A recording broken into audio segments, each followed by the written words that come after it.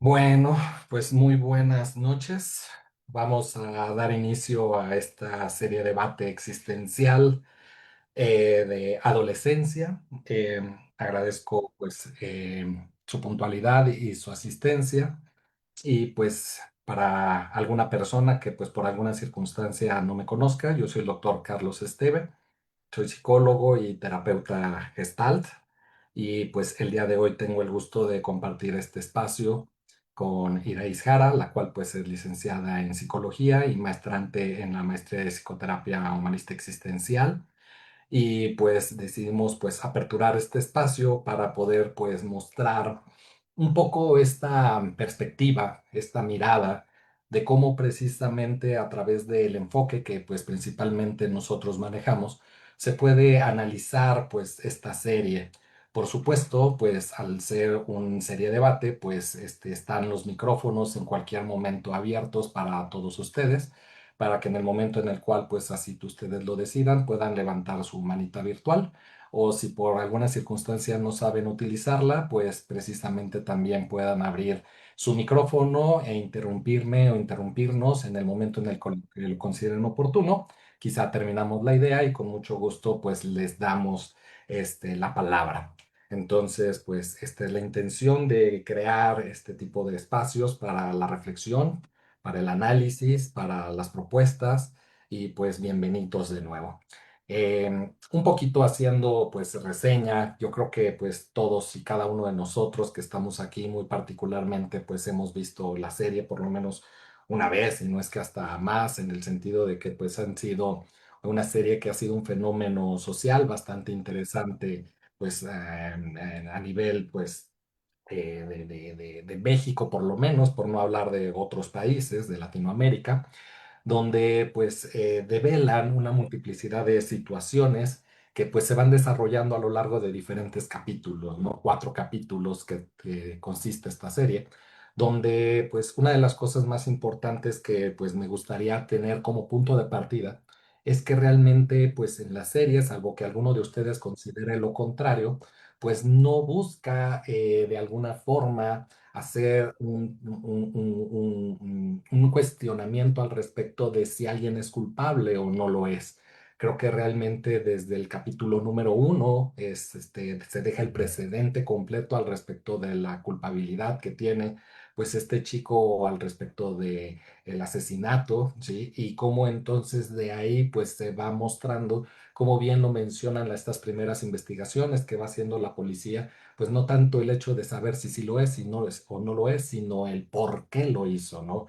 El ir precisamente reflexionando sobre el hecho de qué lleva a una persona a poder pues comportarse de esta manera y vamos viendo cómo pues se va desarrollando en los siguientes capítulos diferentes perspectivas que pues en el capítulo número 3 pues vamos viendo este encuentro que tiene principalmente con la psicóloga para entonces ir viendo pues cómo se va desarrollando ciertas pruebas, reitero, no para poder decir si es culpable o no, sino para entonces saber qué tipo de tratamiento o abordaje entonces brindarle a este chico. Vemos cómo él en ese momento, pues ante las circunstancias del ser menor de edad y no poder entonces haber una situación legal donde poder albergar a este tipo de delitos, pues vemos cómo se decide internar, pareciera como una especie de clínica psiquiátrica, donde precisamente pues se le da un albergue momentáneo mientras quizá el juez va determinando pues cuál sería el lugar final en donde pues él pudiera estar dependiendo precisamente pues qué tan consciente o no era de sus actos. Y vemos pues en el último de estos capítulos pues principalmente ya una reflexión al respecto de pues la dinámica de los padres, ¿no? Y cómo ellos pueden estar pues viviendo pues precisamente toda esta situación desde un impacto social hasta el hecho de pues empezar a tocar estos puntos a nivel más psicológico de cómo van viviendo pues estas culpas, estas recriminaciones. Entonces, para pues dar un poco pie a esta situación, decidimos manejar un poco un tema más, un manejo un poco más de tipo entrevista, un formato más de entrevista, donde pues principalmente Iraíz va comentando pues sus apreciaciones y posteriormente pues voy comentando algunas de ellas y reitero, ¿no? El micrófono siempre está abierto para todos ustedes. Iraíz, pues un gusto y bienvenida. Adelante, pues. Muchas gracias por la invitación, doctor. Buenas noches a todos. Muchas felicidades por el Día de las Infancias. No importa la edad que tengamos, ¿verdad? Y bueno, a mí me impactó muchísimo. Quisiera compartir esto, la serie, sobre todo porque identifico mi adolescencia, ¿no? Entonces me siento víctima y victimaria y me sigo sintiendo una adolescente, ¿no? Como hay cosas que a pesar de las vivencias y de las diferencias en generaciones, hay particularidades que no cambian y hay otras que sí son muy puestas en la actualidad hacia los jóvenes, ¿no? Y también en las infancias. Entonces, el recapitular mi única experiencia con la adolescencia, que es la propia, y además, ¿no? El plantearme nuevamente desde dónde la viví, cómo la perciben ahora y cómo se percibe en esta serie, pues sí generó un impacto muy importante, ¿no? Terminé de ver hace un momento nuevamente porque dije, no sé, no quiero que se me vayan a olvidar ahí algunos detalles, pero creo que el tiempo no alcanzará. Pero bueno, quisiera ir puntos, como ya mencionó el doctor Esteve, de forma de un cuestionario para que él me pueda ir ayudando a estas ideas, acercarlas al enfoque existencial y relacional, que es lo que yo llevo trabajando con él, ¿no? Desde hace ya algunos años. Entonces, pues bueno, muchas gracias nuevamente, doctor, y pues empezamos de ya para tener más tiempo y que puedan los demás poder compartir también su experiencia y su sentimiento en esta historia. Y bueno, doctor, pues a mí me gustaría comenzar con esta pregunta y viéndolo desde esta perspectiva existencial, ¿cómo se construye la identidad y cómo se retrata la presión social sobre la adolescencia, sobre todo en varones, para cumplir estereotipos de masculinidad? Y sobre todo porque vi muchos comentarios en redes y en demás, ¿no? Que sí está como muy concentrada en esta cuestión del deber ser vista desde la cuestión de género. Sí, yo creo que es un bien interesante esto que tú vas mencionando, porque creo que la mayoría de las temáticas que han girado en torno a esta serie, pues han tocado principalmente este vínculo, ¿no? El género, la masculinidad. Y creo que desde se me hace una buena intervención en ese sentido, partir de ahí al respecto de ciertas reflexiones. Mira, parto de el 2003. En el 2003 hubo particularmente una película, no sé si alguno de ustedes llegaron a verla. Esta película se llamaba A los 13. Fue una película pues bastante interesante que a mi parecer, porque de alguna forma iba retratando pues precisamente estos periodos que se van viviendo en la adolescencia. Por parte ahí era de dos chicas adolescentes cómo iban precisamente teniendo ciertos comportamientos de cutting, iban teniendo ciertos comportamientos de juegos hasta eróticos. Y pues en México, cuando esta película llegó, pues principalmente sí fue también un impacto para muchos padres empezar a reflexionar al respecto de lo que ellos estaban observando. Sin embargo, en aquel momento yo recuerdo desde mi perspectiva cómo muchos lo veían como algo ajeno, como algo de, pues eso pasa en Europa, eso pasa en otros lugares, eso pues realmente no tiene nada que ver con nuestro contexto, con nuestra cultura. Y pues vamos viendo cómo a lo largo del tiempo, pues pasaron unos 5, quizás hasta 10 años de retraso en ese sentido, para entonces empezar a ver cómo esos comportamientos de otro contexto se iban pues manifestando en nuestro país, ¿no? Se iban teniendo esta repercusión y era como entonces tener como este antecedente de lo que venía. Entonces, ahora que tuve la posibilidad de ver esta serie, percibí como algo muy parecido en ese sentido, nada más que ahora sí, matizado de toda esta temática, como bien lo mencionas, en torno al género. Para mí, el tocar temáticas de género, por supuesto que es bastante complejo, no solo hablar de género en el sentido de hablar hacia la mujer, sino el género en su totalidad, pues es indiscutible que podemos hacer referencia a que pues en el contexto mexicano, latino, pues la mujer ha vivido a lo largo de mucho tiempo una multiplicidad de violencias, de discriminación, de prejuicios, que no estamos ahorita en este momento aquí presentes para estar mencionando, desarrollando cada uno de ellos.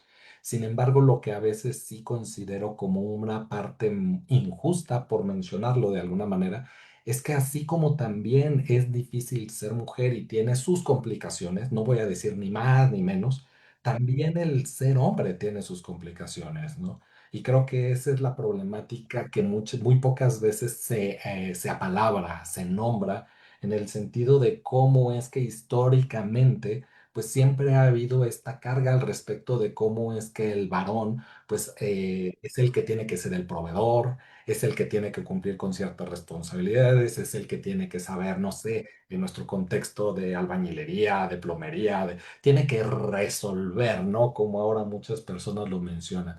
Tiene que precisamente dar la cara. Entonces, hay una multiplicidad de demandas sociales que, como bien tú lo mencionas, pues no solamente vienen desde el hecho de cuando un niño nace, ¿no? Sino que precisamente pues se van viviendo más y se van jugando todos estos elementos psicológicamente en un periodo de la adolescencia y más cuando pues nos encontramos ante un grupo de pares. Entonces creo que aquí esto es una pregunta bien interesante. ¿Por qué? Porque en la psicología clásica pues nosotros estamos muy tendidos a ver el desarrollo de la personalidad por pasos, por partes, por etapas, donde pues estamos hablando, no sé, de etapas psicosexuales o de etapas psicosociales, pero visto desde una perspectiva existencial, lo que no debemos de olvidar o no podemos dejar de lado es que no existe una cuestión fija o establecida, que el desarrollo de la personalidad es completamente una temática fenomenológica. En pocas palabras, pues que cada persona va teniendo su propio crecimiento, su propio desarrollo de una manera muy particular. Entonces, realmente el querer contrastar todas estas teorías de antaño, para aplicarlas a la época actual, no solo como hasta parámetros, sino como leyes establecidas, pues es algo complejo, es algo que realmente sería reducir a la persona de una manera, pues, bastante grande. Es indiscutible que pues las épocas han cambiado. A mí me gusta poner un ejemplo muy rápido en el sentido de cómo es que hace, no sé, 20 años, si un niño desde chiquito decía groserías, pues era más que obvio llegar a la conclusión de, claro, es que en su familia dicen groserías. Sin embargo, estos parámetros se han perdido completamente. ¿Por qué? Porque hoy vemos a los niños insertos en tantos círculos sociales que porque ya van al fútbol, que al taekwondo, que a no sé qué club, que a no sé dónde, que realmente es absurdo llegar a pensar de esa manera reduccionista que si dice groserías es porque lo aprendió en su casa. Ya no podemos saber de cierta manera todas las influencias que va teniendo precisamente el niño o la niña en su desarrollo. No hay que dejar de lado, no hay que olvidar que nosotros somos relación. Entonces, cómo conforme nosotros vamos vinculándonos y relacionándonos en diferentes espacios, en diferentes aspectos, en diferentes momentos, vamos desarrollándonos, ¿no? Entonces, no dudo que siga habiendo sistemas todavía más tradicionalistas, que son más rígidos, más cuadrados, que no le permitan quizá al niño pues estar en tantos contextos, quizá más que el de la escuela, el de la familia, el de algunos amigos y tan tan. Indiscutiblemente, pues cuando estos niños que llegan a la adolescencia empiezan a vivir toda esta multiplicidad de experiencias con su grupo de pares, pues cómo adquiere otro sentido, otro significado, porque entonces es empezar a ver mi mundo de una forma muy diferente. Quiero poner un ejemplo muy básico y tonto, quizá para la seriedad que a veces implica las temáticas de la serie que elegimos. Yo cuando era niño, en mi casa estábamos acostumbrados a que, pues primeramente yo comía el plato fuerte y después comía la sopa. Hasta que yo, pues en la adolescencia, tuve la posibilidad de ser invitado por parte de la casa de algunos amigos.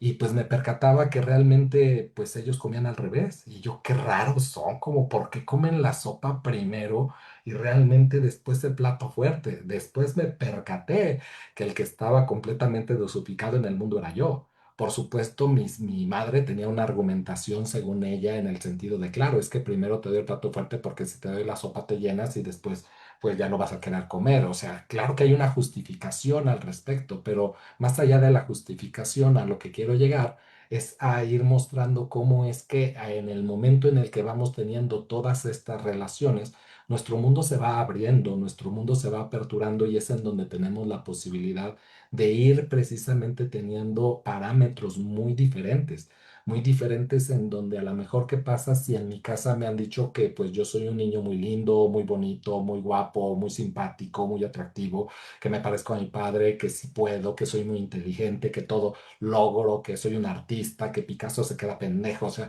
¿qué pasa el día de mañana que yo salgo, sí, con mi grupo de pares a medirme, por decirlo de alguna manera, donde empiezo a percatarme que pues no es cierto, que pues muchas de estas capacidades y facultades con las cuales yo me había construido en mi casa, pues resulta que no son tan ciertas, ¿no? Que realmente pues ni dibujo tan bien, o ni soy tan atractivo, o ni soy tan guapo, que las mujeres me rechazan, que no soy simpático, o sea, creo que sí es un golpe de realidad que todos vivimos de diferentes maneras. Y creo que desde ahí es como ir precisamente darnos cuenta cómo se va dando este proceso, cómo es que realmente no es que la personalidad se conforme o se consolide como se pensaba antiguamente cuando se terminaba la adolescencia, ¿no? Sino cómo es que desde esta mirada existencial pues realmente nosotros seguimos conformando nuestra identidad hasta el último momento de nuestra existencia. Y no está por demás también hacer un comentario de definición etimológico al respecto de ahorita esto que estoy mencionando. Todavía existen muchas personas, no sé por qué sucede, que llegan a decir que la palabra adolescencia tiene que ver con el adolecer, con el quejarse, ¿no? Es cierto que los adolescentes se quejan, pero pues indiscutiblemente no tiene nada que ver esa definición. La palabra adolescencia principalmente es desarrollada a partir de la perspectiva psicoanalítica. Y si tratara ahorita para fines sintéticos, pues definir este término desde esta mirada, nos habla de que la adolescencia es crecer hacia la madurez. ¿Qué significa esto? Que entonces nosotros pudiéramos hablar de un periodo de pubertad que tendría que ser los cambios físicos y un periodo, entre comillas, de adolescencia que serían los cambios psicológicos. Pero ahí viene la bronca más grande de todas, ¿no? Y entonces, ¿cuándo yo dejo de ser adolescente?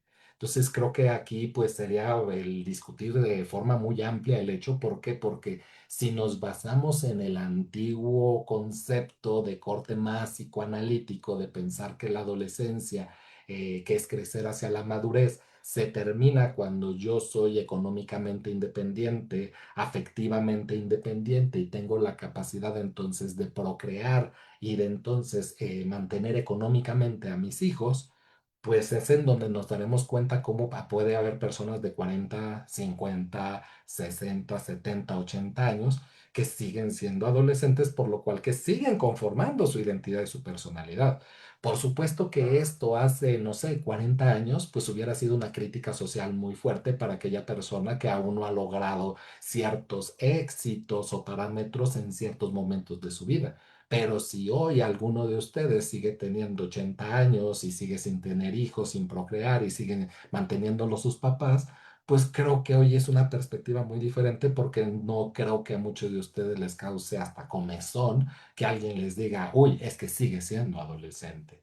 Entonces creo que sí se van poniendo de relieve como hasta incluso el cuestionar antiguas perspectivas o teorías para entonces desde esta mirada existencial ir viendo cómo es una construcción y cómo entonces voy construyendo mi masculinidad al día con día. Para volverte a dar la palabra o al público que está aquí presente, también quiero añadir algo adicional, ¿no? Hace algunos ayeres, por parte de la Asociación Mexicana de Psicoterapia Gestalt, me llegaron a invitar a un panel de masculinidades. En este panel de masculinidades llegábamos los panelistas a una conclusión de manera generalizada y decíamos, es que el varón, el hombre, tiene muchas cosas que perder. Sin embargo, si él se permite, si yo me permito perder todo eso que socialmente he ganado, por decirlo, o he obtenido, porque a lo mejor ni siquiera me lo he ganado porque no he tenido el derecho o peleado por ello, hay una realidad. Si yo renuncio a todo eso, tengo todavía más que ganar que lo que pierdo. Porque entonces esto me permitiría poder descubrir mi masculinidad de diferentes maneras. Una masculinidad, no sé, más sensible, más emocional, más catártica, sin tener que a lo mejor asumir todos estos compromisos sociales, no sé, o sea, creo que ahí es en donde tengo esta posibilidad de ganar más cosas, pero qué angustia soltar y desprenderme de aquello que pues he construido y que socialmente me exige mi cultura, me exige y me demanda mi sociedad.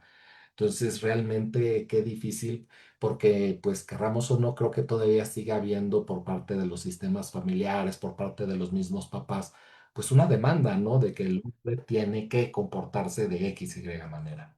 No sé qué van escuchando, qué van pensando también de todo esto.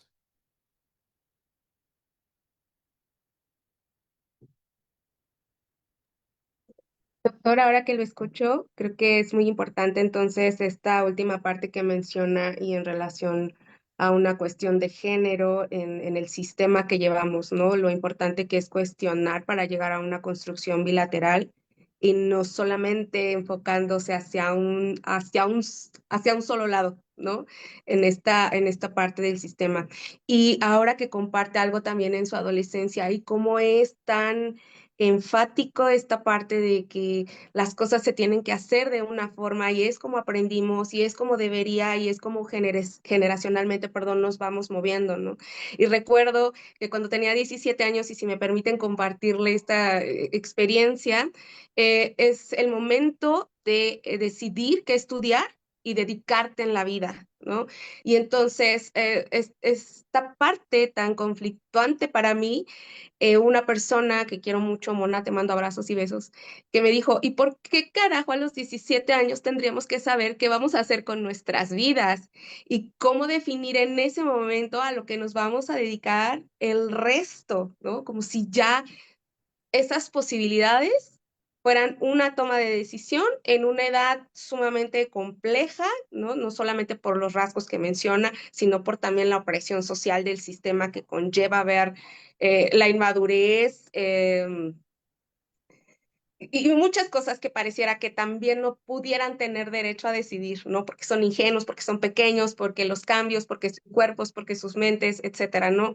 Y entonces me parece algo importante ponerlo porque es verdad, ¿no? Cómo aprendemos desde estas edades justamente a marcar nuestras decisiones como un para siempre, ¿no? Y fuera de eso, el cambiar de decisión es una inmadurez, es no sabes lo que quieres, etcétera, ¿no? Entonces se me hizo muy padre que pusiera el ejemplo porque retomo nuevamente esta parte en la que cómo me voy identificando con lo que fui viviendo, ¿no?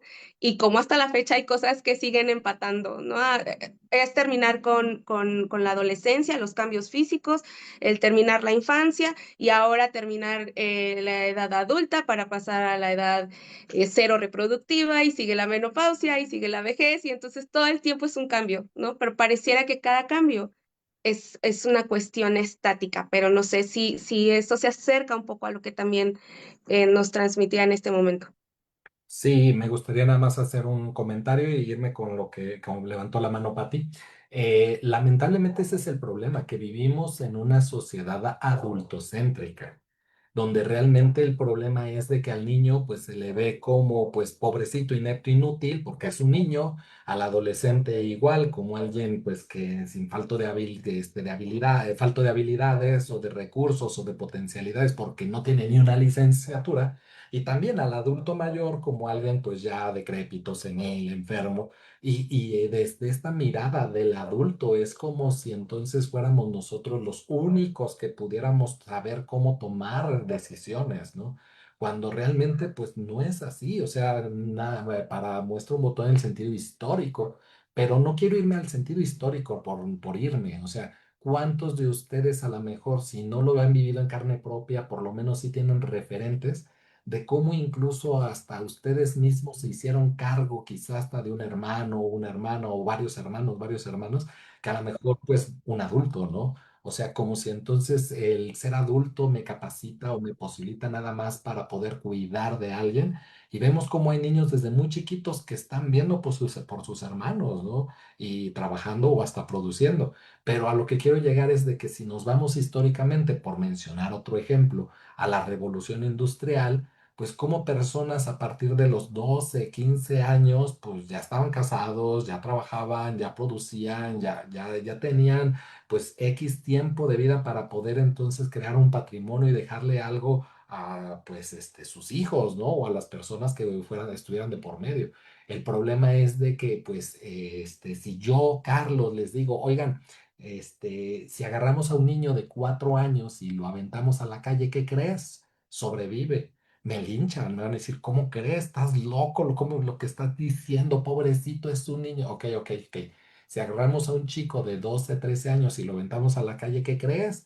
Sobrevive. No, pero es que, ¿cómo crees? Si es un adolescente que no... Ok, si agarramos al de 18 y lo aventamos a la calle, ¿qué crees? Sobrevive. No, pero es que no tiene una licenciatura. Ok, ok, si agarramos a tu bebé de 40 años y lo aventamos, o sea, ¿cuál sería entonces el parámetro para decir desde tu idea que alguien pues ya está, entre comillas, listo? Pues nadie lo está. Y por supuesto lo que tú mencionaste pues sí es muy importante porque hasta donde ve desde algunos autores de muy cuadrados o muy rígidos de otras teorías, si tú ya elegiste una carrera, ya eso es a lo que te tienes que dedicar casi para el resto de tu vida, ¿no? Y como si a los 40 50 60 eligieras estudiar otra cosa. Oye, pero entonces, ¿qué pasó ahí, no? Como si entonces tu identidad o tu personalidad estuviera, no sé, dañada, perjudicial, algo le pasó, ¿no? Hubo un quiebre, si te psicotizaste, todo bien. Entonces, creo que habría un cambio muy grande si en lugar de que los padres dijeran, oye, Iraíz, piensa muy bien en la carrera que vas a estudiar porque va a ser la única que yo te voy a pagar en lugar de decir, piensa muy bien porque a esto te vas a dedicar por el resto de tu vida, pues las cosas cambiarían, ¿no? Porque el otro suena pues a sentencia lapidaria, o sea, qué friega dedicarte a lo mismo por 20, 30, 40, 50 años, pues perdón, pues qué condena es. Pati, por favor. Sí, la serie a mí me impactó. Para mí la serie, más que es una serie sobre adolescencia, para mí es una serie sobre el amor y sobre la crisis de la relacionalidad en este mundo actual. Y digo mundo actual porque me impacta más que es un adolescente de un país privilegiado, no de un país como el nuestro, donde diríamos, bueno, pues aquí hay violencia, ¿no? Como dice Iraíz. Y yo hace 2 años tomé la decisión de dejar de atender adolescentes. Ha encantado atender adolescentes toda la vida, justamente por esto que menciona Iraíz de las expectativas de los padres que depositan en nosotros los terapeutas, ¿no? Esta imposibilidad de poder mirarlos como seres completos, no que adolecen de algo, les falta algo, no les falta nada, no les falta nada, están viviendo ese momento de su vida, esas experiencias, y entonces, hablo del amor en esta serie porque también poniéndome del lado de los padres, porque al principio de la serie pensaba yo cosas espantosas de los papás y después dije, voy a dejar todos estos juicios a un lado. Este, observo que los padres en esta época si ven esta serie y hacen comentarios como, entonces hay que quitarles el celular. Entonces tenemos que aprender todos los códigos de los colores de los corazoncitos y de los memes y de los lenguajes que utilizan en TikTok. Y no puedes aislar al adolescente de eso. O sea, el entramado social, sociopolítico, sociocultural está permeado por las redes sociales. Y no es que el chavo mata porque le mandaron un corazoncito de un color y él esperaba otro. Son una serie de miradas que podemos, ¿por qué él elige o reacciona, no sé, de esta manera y no de otras? Porque podría haberse suicidado. Yo me preguntaba, ¿podría haber matado a uno de los compañeros o agarrarse a trancazos con ese grupito, ¿no? Podría haber descargado toda su frustración con los padres, ¿no? De alguna manera, hacer un desmadre, podría haber buscado en las adicciones, yo qué sé.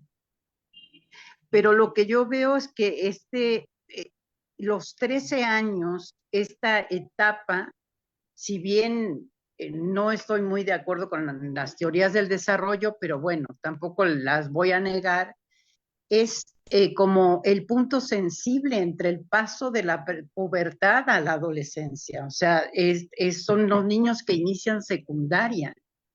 Y en estos momentos, maestros de secundaria te comentan que los chavos en secundaria hablan del suicidio, pero no como hablábamos nosotros.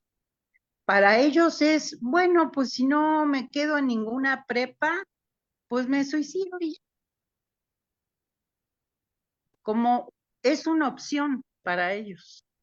Sí. No es el drama que nosotros, entonces a los papás les cuesta mucho mirar esto porque la pregunta que ellos se hacen al final, ¿no? ¿Qué no fue suficiente? ¿Qué no les di? Pues es que siempre se van a quejar, como le decía Carlos, soy de mis hijas, ¿no? Mis hijas ya son unas vejestorias, pero cuando fueron adolescentes, pues me decían unas cosas horribles y de algo se van a quejar, ¿no? O sea, nunca va a ser suficiente. Yo creo que para mí, y no es la única lectura que se puede hacer de la serie, es que los chavos no están encontrando una red de apoyo, un entramado social en su grupo de pares. Porque antes tú decías, odio a mis papás, pero me voy con mis cuates. Y con mis cuates yo encontraba maneras, formas relacionales suficientemente amorosas para poder reducir el impacto de la angustia o permitirme sostener la angustia de la intimidad que se da en esta época de la vida. Es un entramado social global donde el grupo de pares está permeado por la violencia. Tus propios cuates se burlan de ti, el mejor amigo te da el cuchillo, ¿no? O sea, es terrible. A mí eso me quedó así como, qué fuerte, porque, ok, tienen esa rebeldía hacia nosotros como adultos, pero ¿y sus iguales? ¿Qué tanto los pueden sostener? ¿Qué tanto también nosotros como docentes, como padres, etcétera, les estamos dando como, no sé si es la palabra correcta, mapa, guía, orientación, para que se puedan acercar al otro de otras maneras, que hay otras posibilidades que no son la violencia? Pero no es, o sea, si tú lees los comentarios, Siraís, de la gente que vio la serie, muchos que son papás de adolescentes dicen, pues es que hay que quitarle el celular, es que hay que aprender, tenemos que meternos a hacer un curso sobre el lenguaje de TikTok, que quiere decir no sé qué cosas salen ahí en TikTok, el GRW, no sé qué. que nunca sé qué quiere decir. Bueno, X cosa. Y no es eso, porque es una mirada microscópica, es mucho más. ¿De dónde le brota al chavo? ¿Por qué el chavo saca toda esta ira con la psicóloga y no con los policías, por ejemplo? Es que son, como bien mencionas, Pati, son universos y Sí, universos que ahorita son universos. tú estás abriendo y para darle pie a todo lo que los que están ahorita comentando y levantando la mano, sí me gustaría hacer una acotación muy, muy rápida en ese sentido de lo que acabas de mencionar, ¿no? Hay un terapeuta gestáltico español, Iñaki se llama, y hace poquito Iñaki hizo una publicación bien interesante con la cual pues yo coincido. Él se ha dedicado mucho a trabajar la terapia Gestalt a nivel social, ¿sí? Y él publicaba un mensaje donde decía, la psicoterapia es el fracaso, es el resultado del fracaso de la vida comunitaria. O sea, hay que entender algo que nos duele un chingo, pero que es una verdad. La paternidad, diagonal maternidad, está destinada al fracaso. Y eso es algo que realmente las personas debemos de entender. Nosotros como padres vamos a fracasar. ¿Por qué? Porque el proceso educativo, formativo de los niños, de los hijos, sea uno o sean varios, no puede recaer en dos personas. Es absurdo. Es absurdo que realmente toda la chamba de formación de alguien esté recayendo en dos y lógicamente en sistemas como los que vivimos, a veces en uno, ¿no? Sí. Y es imposible que esa chamba titánica la puedan cumplir mamá y papá. ¿Sí? O los abuelos, o los tíos. Realmente debemos de entender que esto es una chamba que nos atraviesa y nos compete a todos nosotros como sociedad, como cultura. El problema, pues ya más adelante tocaremos precisamente estos puntos, que tú también los has mencionado, Pati, en otros espacios. Qué complejo porque pues yo ahora resulta que como maestro educador no puedo ni siquiera tocar a un niño porque si lo toco entonces pues puede malinterpretarse como una circunstancia de abuso y entonces pues ahora todo tiene que ser educado a través de formas, ideas, palabras, abstracciones y sin cuerpo, ¿no? Entonces, desde ahí es en donde debemos de entender cómo es que, pues, si los padres otra vez, pues, pretenden hacerse responsables de la educación de un hijo, pues van a fracasar porque pues, exactamente todos estos esfuerzos que tú dices, sea que yo le quite el teléfono, sea que yo tome un curso de redes, sea, pues va a fallar, porque esto tiene que trabajarse siempre de manera colectiva. Esto tiene que estar atravesado por precisamente las instituciones, desde las escuelas, la religión, todo lo que va de por medio. No nada más es el hecho de prohibir, sino que tanto desde todos estos campos se forman. Donde entonces, como bien tú lo mencionaste, el chico, pues si no encuentra este eco por parte de sus compañeros, por lo menos haya socialmente un espacio, ¿sí? Un campo que le pueda abrir esas posibilidades. Pero la bronca es que no hay donde exista este espacio donde él pueda ser recibido. Y pues realmente creo que ahí es en donde cae en estos espacios como lo refieres. Para irme con Jared, que había levantado la mano, pues también no olvidemos las antiguas ideas, ¿no? De que si en una familia alguien se suicidó, es que es más probable que alguien dentro de esa familia se suicide. Claro que eso es una realidad. ¿Por qué? Porque ya es parte de mi campo. Esa posibilidad ya es vista por parte de mi campo. Entonces, si hoy al abrir el suicidio dentro de las posibilidades que yo tengo, pues por supuesto que ya la veo como algo más tangible, ¿no? Antes, al ser un tema tan tabú, pues no era algo que se pudiera percibir.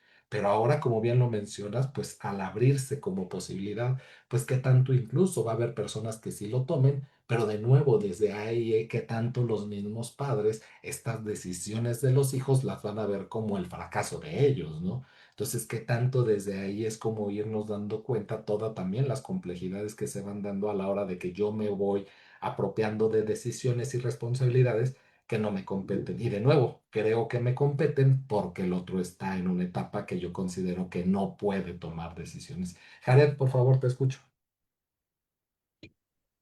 Gracias, doctor. Muy buenas noches. Muy buenas noches a todos.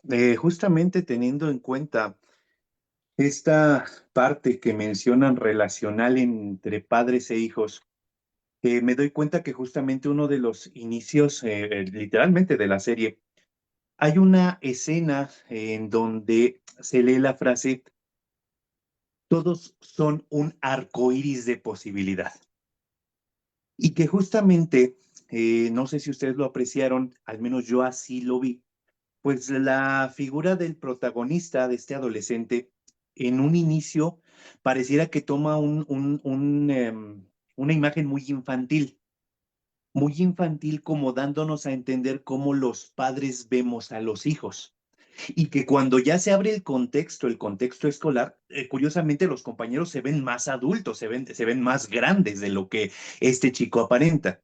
Y esto justamente me lleva a la reflexión en que acá donde yo laboro, en el Instituto Mexicano del Seguro Social, cuando atiendo y atiendo al por mayor casos de adolescentes, siempre pasa que los padres me dicen, es que él me dice que yo no lo comprendo, pero doctor, yo ya le dije cómo es la vida y me paso media hora diciéndole cómo es la vida, cuando me doy cuenta que en este sentido experiencial, los padres justamente asumen que la experiencia se puede impregnar por palabra, cuando realmente la experiencia únicamente se puede impregnar por mera vivencia. Y que justamente las vivencias que están teniendo los hijos, que es lo que ustedes decían, un universo completamente distinto en función relacional, en donde hay reglas, donde es una jungla completamente distinta y aparte de todo yo estoy buscando, bueno, yo ya me asumí como adolescente, pero, pero justamente como adolescente estoy buscando pertenecer y que mi sentido de pertenecer familiar ya no me alcanza porque si ya cumplió un propósito que era justamente tal vez al inicio, muy inicio de mi infancia, lo que me da una identidad de familia, pero que pues ahora hasta puedo renegar de ellos porque yo no quiero ser como ellos, ¿no? Pues me lleva justamente a que los padres se alejan queriendo impregnar con sus experiencias y no queriendo comprender las experiencias. Y muchas veces pasa en este sentido que dicen, doctor, pero pues es que ¿qué problemas pueden tener ellos? Solamente deben estudiar y dedicarse a la casa. Y eso es todo lo que tienen que hacer.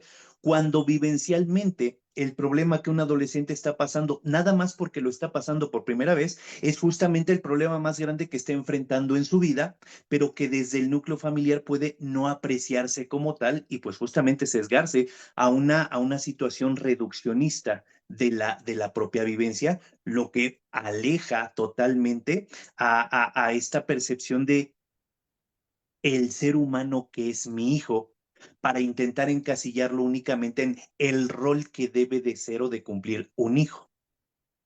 Ese sería justamente mi aportación. Sí, si me permites hacer un ejemplo de lo que tú mencionas, pues yo lo veo desde los niños, ¿no? Como cuando un niño es muy pequeño, pues el niño llega de la escuela y se la pasa hablando y hablando, hablando y contando cómo le fue, lo que hizo, qué no hizo. Pero tarde o temprano ese hijo, ese niño se crece y se empieza a dar cuenta de, a ver, pero aquí nada más alguien habla. O sea, también cuántas veces son los propios padres los que pues involucran al niño en su mundo, en sus actividades, en lo que yo hago. O sea, cuántas veces yo le cuento y le digo al otro lo que precisamente a mí me pasó en el día. Indiscutiblemente también conforme ese niño va creciendo, yo cuento una anécdota, ¿no? Donde un día pues pensemos tu hijo, tu hija, te cuenta la anécdota de que pues estaban en el salón de clases, mandaron llamar a la maestra a dirección, entonces se quedaron solitos en el salón, Juanito sacó la pelota, se pusieron a jugar fútbol dentro, Pedrito pateó la pelota y rompieron el vidrio. Y el niño te está contando esta experiencia. Y por supuesto, ¿cuántos padres al escuchar una experiencia así no les importa en lo más mínimo comprender la experiencia del niño? Simplemente es lo regaño. Igual y él ni tocó el balón, pero lo regaño. Lo peor de todo es que te juro que hasta el día de hoy creo que no va a haber ningún niño que tenga la intencionalidad de contar este tipo de cosas para que lo regañen. Pero posteriormente a que siempre me terminas regañando, pues crezco y ya no te cuento nada y después viene el hecho de, es que, ¿por qué nunca me dices ya cómo te fue en Pero es que cada vez que abro la boca me regañas. ¿Para qué demonios? O sea, creo que desde ahí es darnos cuenta cómo nunca hay un interés genuino de entender ese mundo de los otros. Pero vaya, no es que yo pretenda en esta sesión disculpar a los papás, pero vaya, pues si a los mismos terapeutas gestálticos que están en formación se les dificulta cuánto interesarse en un otro, no, bueno, qué complejo interesarse en un hijo cuando nunca nos han enseñado realmente a hacerlo, ¿no? Y realmente, pues, muchas veces podemos decir, no, sí, claro que me interesa, claro que no te interesa, ¿sí? Claro que lo único que quieres es imponer tu mirada, que el otro sea lo que tú esperas, en fin, 50,000 cosas, pero pues no hay un proceso de saber cómo en verdad interesarme por ese otro y por lo que le está pasando.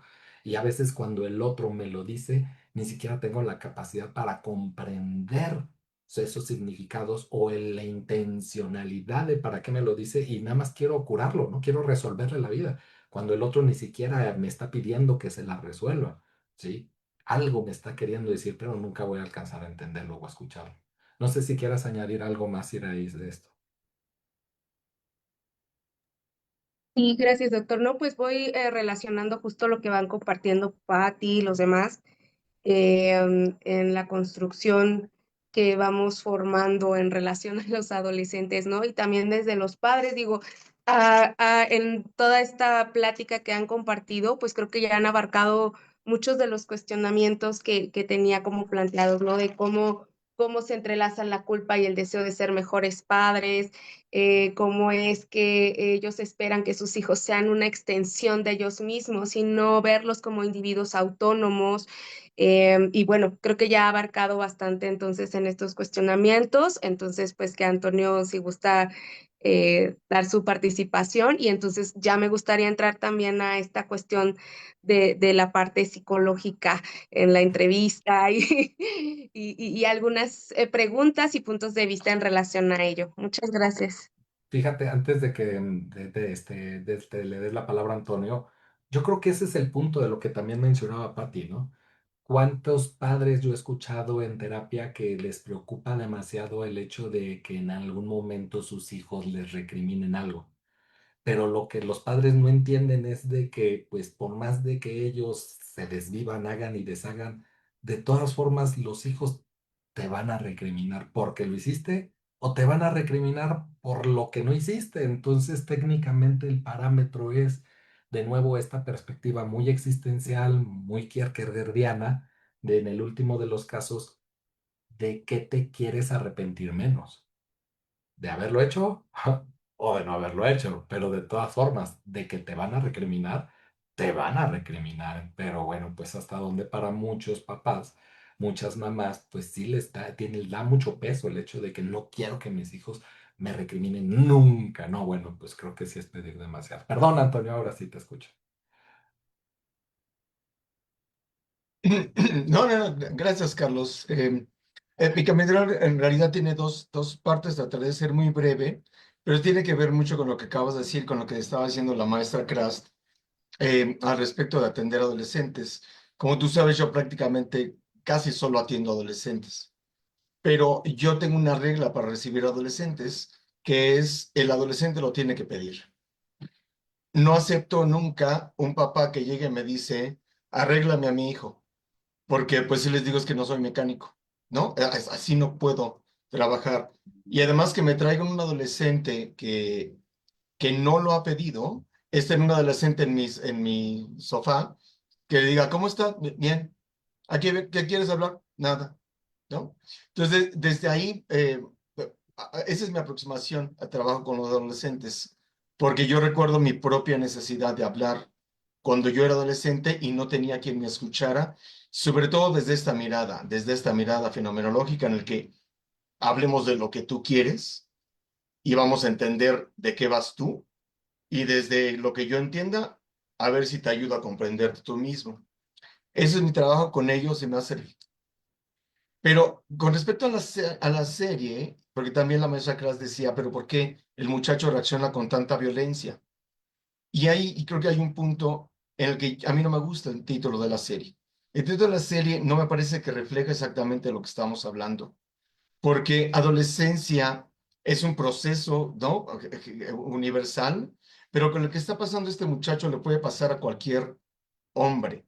Y voy a decir la palabra hombre porque él está, y no sé si Iraís, perdón si me estoy saltando, pero a mí me parece bien crucial que él no está inventando el discurso que está diciendo.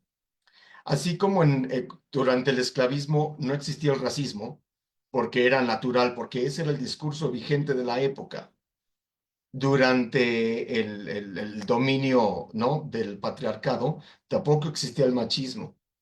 Desde este punto de vista existen los incels. Y estos incels, que es de los que habla el muchacho, son los que tienen el nuevo discurso de la masculinidad hipertóxica que justifican la violencia. Porque no sé si todos conocen el contexto, pero para decirlo brevemente, son este grupo de hombres que se dicen célibes involuntarios, de los cuales se dicen, ellos mismos se alimentan diciendo, es que las mujeres no deberían de tener este poder. Nosotros tenemos derecho a que las mujeres sean proveedoras de nosotros como parejas sexuales, incluso si es por asignación. Y si no, estoy dispuesto a ejercerlo con violencia. De ahí los tres términos que él saca durante, bueno, que sacan durante las redes sociales, digo, durante la serie. La del el blue pill, el red pill y el black pill. Y el black pill es el que nos lleva a la violencia. Es el que incita directamente a que si la mujer no me da lo que yo estoy pidiendo porque es su obligación, yo tengo el derecho a cambiar mi universo, pero el cambiar mi universo requiere la violencia. No requiere habilidades sociales porque ellos no las tienen, porque es un grupo que se dedica justamente a justificarse como no han desarrollado habilidades sociales suficientes para entablar una conversación, ya no digamos un cortejo con una pareja del sexo opuesto, entre ellos mismos se dicen, incluyendo utilizar la ley de Pareto de 1920, de que el 20% de las mujeres, digo, perdón, el 80% de las mujeres se fija en el 20% de los hombres, lo cual es una distorsión horrible de una ley económica de principios del siglo XX. Ese discurso en el que está envuelto el muchacho es el que refleja y ese discurso, en realidad, no tiene que ver con la adolescencia, sino con un grupo muy específico de hombres de cualquier cantidad, digo, de cualquier edad. Y ese era mi punto. Quizás defendiendo un poco el proceso y volviendo un poco más al discurso vigente de la época. Y el discurso vigente de la época es el balance de poder de los hombres cambió y a partir de este nuevo balance hay un grupo de hombres que como los racistas quieren matar a gente que no se parece a ellos. Bueno, estos hipertóxicos masculinos lo que hacen es tratar de destruir con violencia. Gracias. Muchas gracias, Antonio. De hecho, sí, algo que yo añadiría en esto que tú acabas de mencionar y de nuevo retomando también un comentario de Patti al respecto de por qué aquí sí y acá no. Bueno, pues al ser posibilidades, pues creo que cualquier respuesta hubiera sido dependiendo las condiciones en las que se encuentran. Algo que yo aprendí a lo largo de mi formación como psicólogo era precisamente cuando nos invitaban a hacer algunas prácticas. En algún momento yo llegué a asistir a prácticas a una casa hogar de niñas. Cuando me dieron la posibilidad de llegar a esta casa hogar, me preguntaron, a ver, oye Carlos, ¿cuánto es el tiempo que tú vas a estar haciendo prácticas? Y pues yo les comenté, pues 6 meses. Y mis compañeras, que también pues, se habían postulado para ir a hacer prácticas a este mismo lugar, pues habían dicho, pues 2 meses, 3 meses, y al único que aceptaron fue a mí. Entonces fue algo que a mí me llama la atención y yo les pregunté a las tías, que así se les llama a las encargadas de esta casa hogar, que por qué no habían aceptado a mis compañeras y a mí sí. Y entonces la respuesta fue la siguiente. Me dice, es que las niñas que están en esta casa hogar han vivido una gran multiplicidad de abandonos que realmente el estar aceptando a estudiantes para hacer prácticas, pues es exponerlas a que vuelvan a vivir un abandono más. No sé si me estoy dando a entender. Entonces, buscamos a personas que pues por lo menos estén 6 meses, 8 meses, un año, para que entonces pues pueda estar un poco más conviviendo con la niña y no nada más las niñas pues creen este vínculo porque veniste a hacer tus prácticas, porque veniste a aplicar pruebas, porque veniste a hacer un psicodiagnóstico y la niña pues se emociona porque vienes a visitarla para estar ahí, para que después de cumplir tu objetivo, te vas y ella vuelve a vivir otro abandono. Entonces, esto me abrió un panorama muy grande cada vez que yo iba a visitar, por ejemplo, las clínicas psiquiátricas.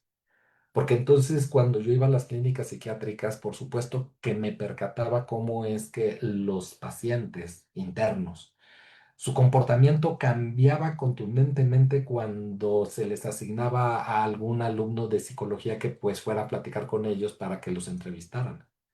Y entonces veía cómo pues su comportamiento pues era o más agresivo o era más colaborativo, dependiendo cada uno de ellos. Pero a lo que voy es de que independientemente fuera más agresivo o más colaborativo, se inventaban unas historias tan espectaculares como, no sé, una que se me viene a la cabeza de, es que vengo de mi terapia electroshocks cuando es en esta misma clínica ni este tipo de terapia se ofrecía, ¿no? Entonces, era algo que a mí me llamaba mucho la atención del por qué hacían esto. Hasta que empecé a atar cabos, Antonio, Pati, y algo que yo me percataba es exactamente de, a ver, es que si yo estuviera internado en una clínica, o incluso si yo estuviera de recluso, y constantemente están llegando alumnos, estudiantes, pasantes, para que trabajen conmigo, perdón, pero es como si vinieran a ver al animalito del zoológico, no sé si me doy a entender. O sea, realmente es que las mismas instituciones me muestran como el raro, como el excéntrico, como el que hay que evaluar, y realmente si estos van a venir a visitarme como si fuera yo el changuito que está atrás de las rejas, pues mínimamente deja también me divierto yo también con el estudiante. Entonces, ¿a qué voy con esto? A que realmente veía cómo el comportamiento de ellos se tornaba muy diferente. Lo mismo me pasó en los tutelares de menores o en las cárceles, cuando de repente veía los comentarios de los internos que llegaban con los alumnos a decirles, es que yo participé en tal asesinato y yo sé dónde están los cuerpos y quiero que sepas que se encuentran en tal lugar. O sea, les daban información a los alumnos que no tendrían para qué tener y los alumnos salían choqueados de esa experiencia, ¿no? Vaya, pues es en donde veía como, digamos, en términos, este, esta perversión, pero vaya, yo también haría lo mismo. ¿A qué me refiero con que yo también haría lo mismo? Si yo estoy interno en una clínica psiquiátrica porque de alguna forma, pues sí, cometí un homicidio, maté a una chica y de alguna forma entonces están viniendo constantemente a evaluarme para ver si yo tengo conciencia de conciencia y todo esto y me empiezan a tratar de esta manera donde yo no me siento escuchado, se empiezan a meter con mi padre, que es una temática de la cual yo no quiero hablar y vuelven a insistir a hablar de algo que yo no quiero. Perdón, pero yo también me comportaría como ese chico. Entonces, a lo que voy es de que, pues, yo no sé si el director de la serie lo planeó de esa forma, pero lo que a veces se nos olvida es que estando en situación, podemos sacar lo peor de nosotros mismos. Estando en situación, podemos tornarnos las personas más agresivas o más violentas.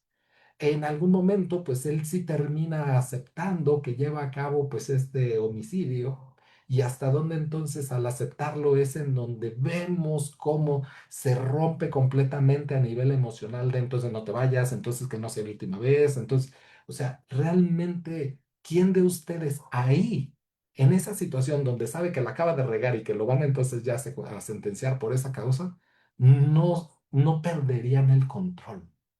¿Cuántos de ustedes se mantendrían así firmes y ecuánimes y no agreden a nadie? O sea, es absurdo querer ver este comportamiento aislado de lo que está sucediendo. Lamentablemente, la mayoría de las personas lo ve así, ¿sí? Ve el solo comportamiento agresivo del chico sin comprender todo lo que está pasando. A ver, si tú estuvieras en esa misma situación, ¿cómo te pondrías tú? ¿Realmente harías mindfulness, yoga, tai chi y estarías actuando así? Por supuesto que no, te garantizo que no estarías actuando así. Entonces creo que al ver las situaciones en donde tenemos la oportunidad nosotros desde esta mirada más existencial, más fenomenológica, para darle un significado muy diferente a que solamente, como lo dice el libro fundacional de la terapia Gestalt, hacer una abstracción y ver el comportamiento aislado de lo que está sucediendo. Nancy, por favor.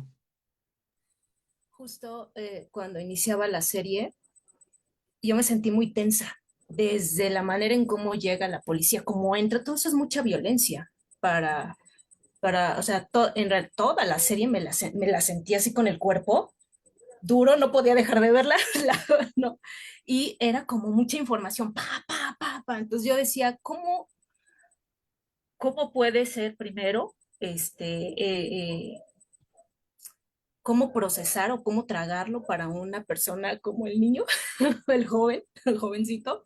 Sí, Y sí. aparte, la pregunta de los policías a cada rato, desde ahí también hay una autoridad por querer intentar comprender de acuerdo a a la información o a los testimonios que vayan ordenando y ellos van estructurando lo suyo. Entonces, de pronto hay un momento en donde se hace agua, porque no hay, y qué curioso, ese mismo policía es papá, ¿no?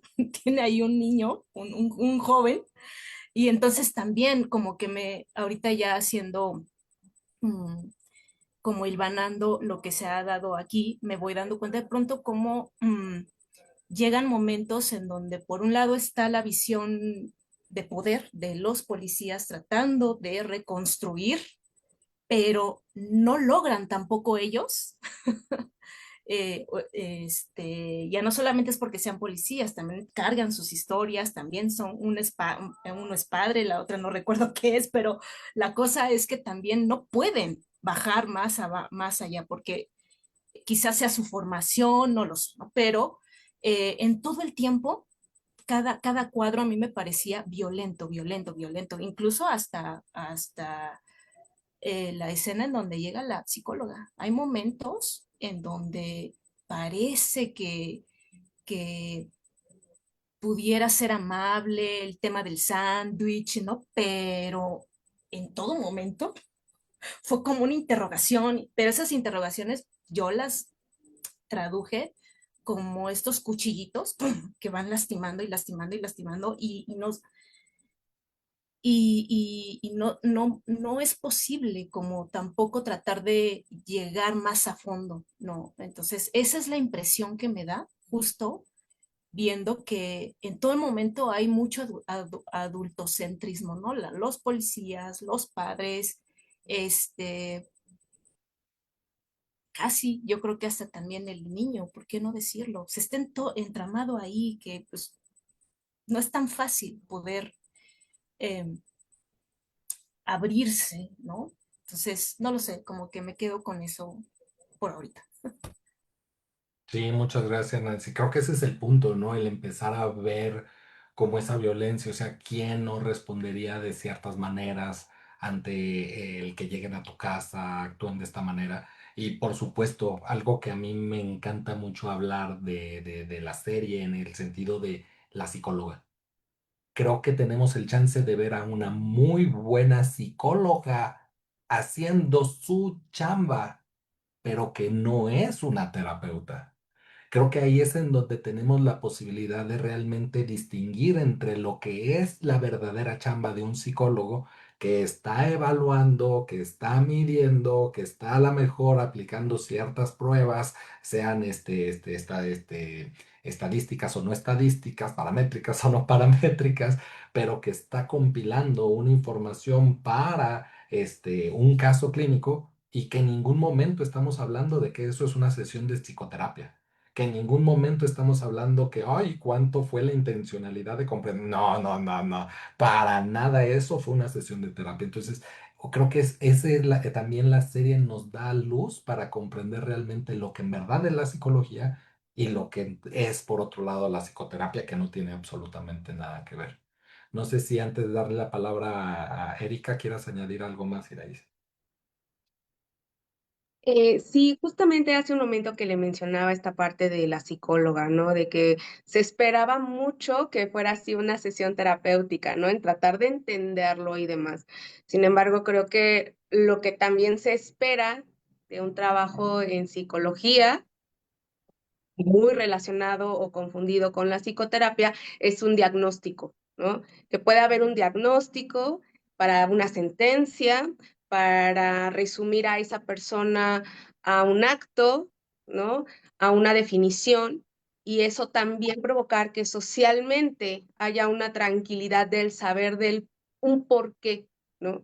Del por qué se dio esa escena, por qué esta persona llegó a cometer ese crimen, ¿no? Y como siempre, escudarnos detrás de todos estos diagnósticos y de todas estas definiciones que nos van justamente cerrando nuestro campo de autenticidad, porque al final algo de lo que escuchaba hace un momento, pues el infierno son los otros, porque empezar a decir que son incapaces, pues ya es una mirada que somete, ya es una mirada que limita, ya es una mirada que encaja, ¿no? En donde también podemos usarlo a nuestra conveniencia y decir, pues sí, es que estoy limitada por la edad, ¿no? Y estoy limitada por la violencia que sufrí en casa, estoy limitada por la educación que llevé en esa escuela, donde nadie se involucraba con el lenguaje, con la forma de relacionarse, con ni siquiera saber cómo era esta relación entre estas dos personas, ¿no? O cómo tratar de enfocarlo al género cuando es algo humano, ¿no? Realmente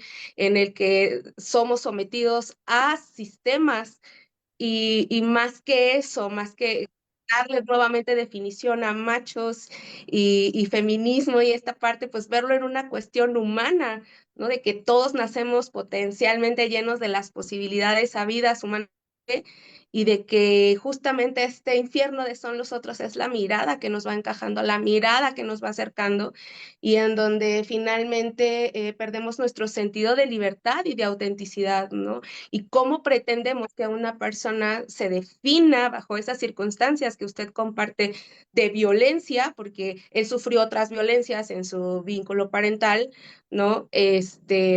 A lo mejor pienso en esta violencia como ejemplo de el no mirar que su hijo se la pasaba encerrado en una habitación, el no involucrarse con él y desde esa mirada decir, ahí está seguro, ahí está bien, ¿qué podría hacer o qué podría pasarle desde esas cuatro paredes, ¿no?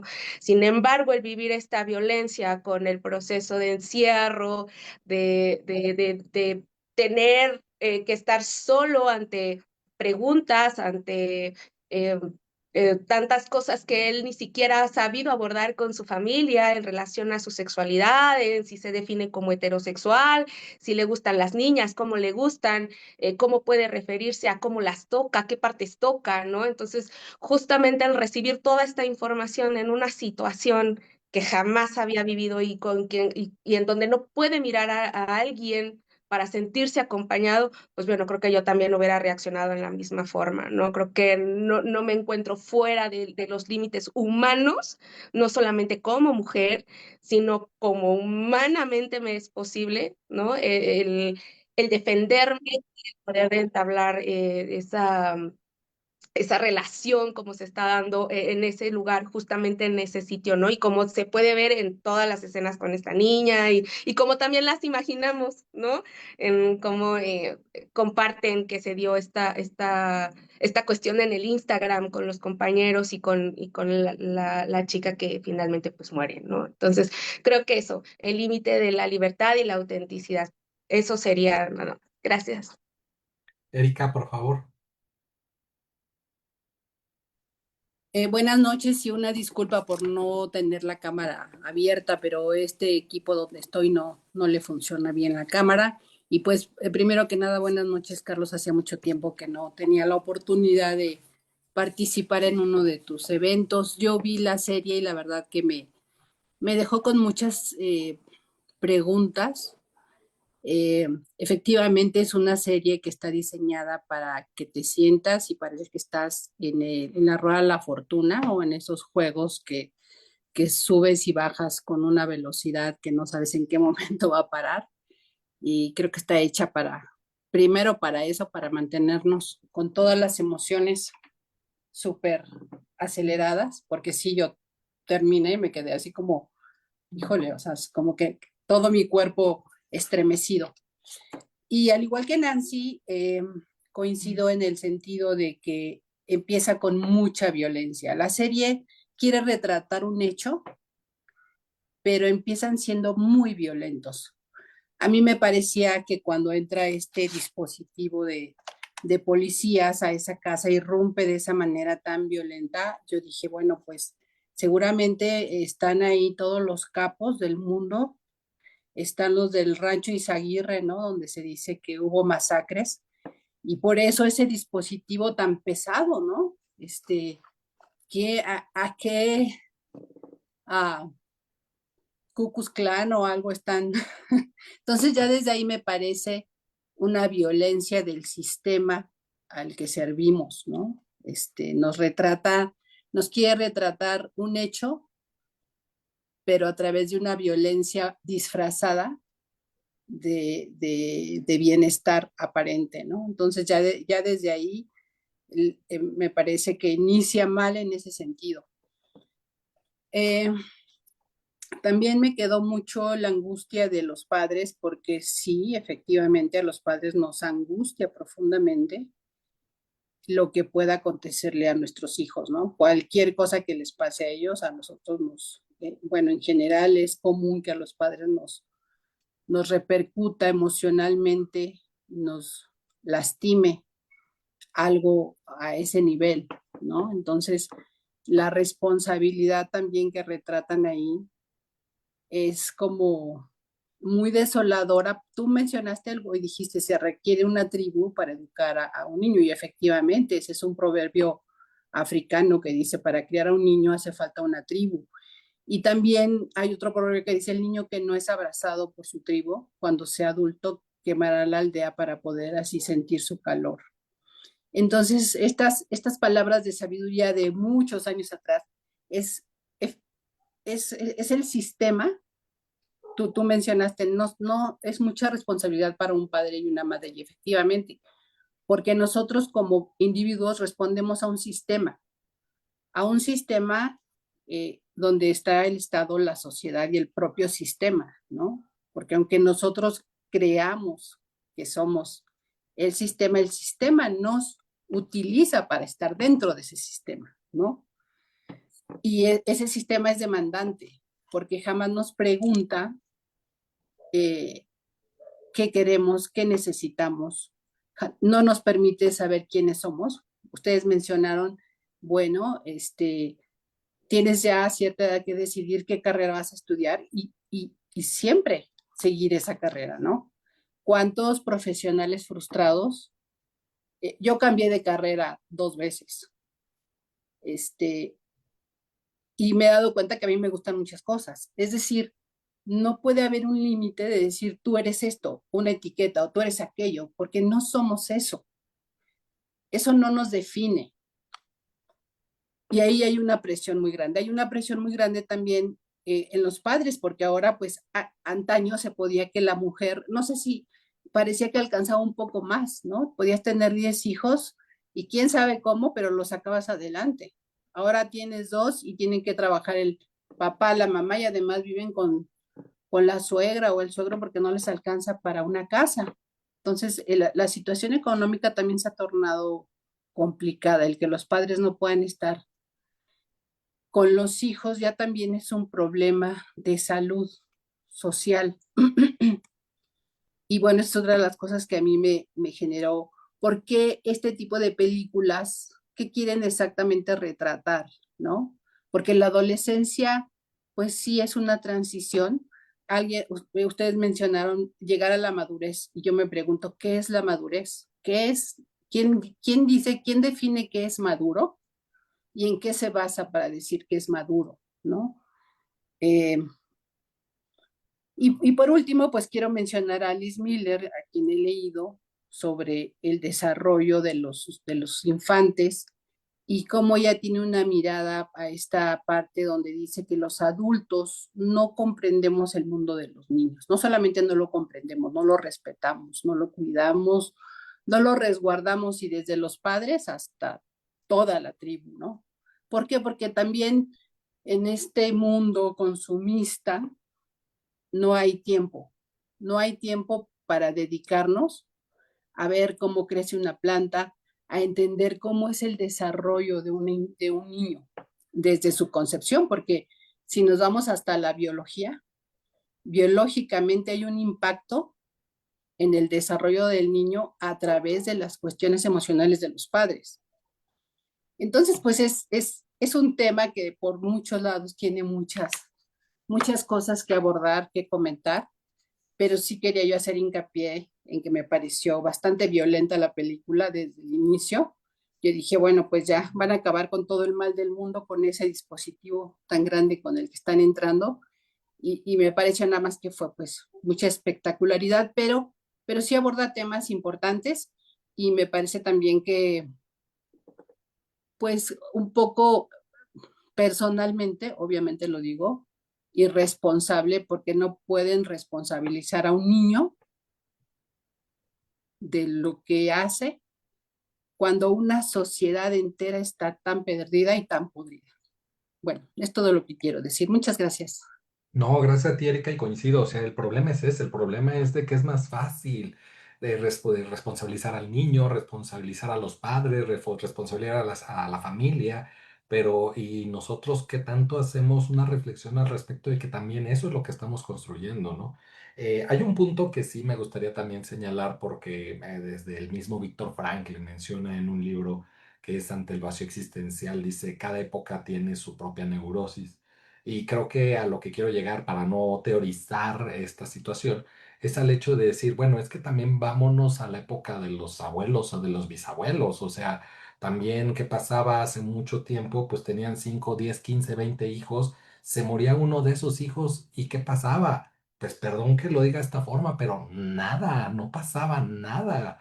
Incluso, pues si un hijo era regalado porque pues la comadre no tiene quien la cuide, ese hijo regalado pues tampoco nacía con traumas y conflictos psicológicos de por medio. Entonces, sí es importante darnos cuenta cómo es que de alguna forma este rol de los padres era jugado de cierta manera, que no es ni bueno ni malo, era un rol, punto, que se establecía a nivel social y pues técnicamente quien se hacía cargo de los hijos menores eran los hijos mayores. Entonces, a lo que voy con esta situación es irnos dando cuenta cómo va cambiando el paradigma social. En términos de tanatología, esta idea de la muerte de un hijo es algo sin nombre, es algo que tiene de los años 60, 70 para acá. Antes de los años 60, 70, nadie hablaba de esas temáticas ni tenía un peso tan grande. ¿Por qué? Porque el sentido de vida para muchos adultos pues era principalmente la pareja, no los hijos.